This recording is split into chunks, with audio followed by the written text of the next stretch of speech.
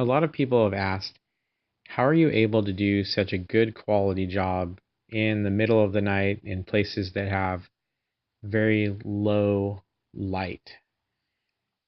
And we have these 400 lume headlamps that just brighten up the ground, as you can see in this video. And we're able to do a very good quality job in this particular spot, which has almost no light.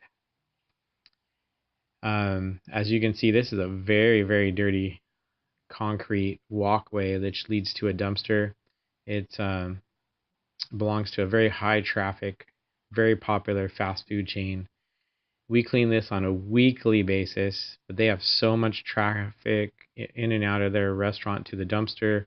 Also, this is the ramp that the delivery truck uses to deliver, and they come several times a week, and their tires just drag the blackness all over these ramps.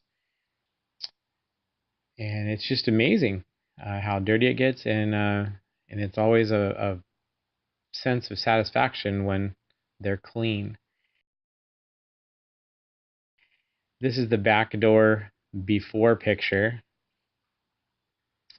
Here's the after picture. This is the ramp leading up to the back door before. And this is the after picture. Give us a call and we'll be happy to give you a free estimate. Thanks for watching.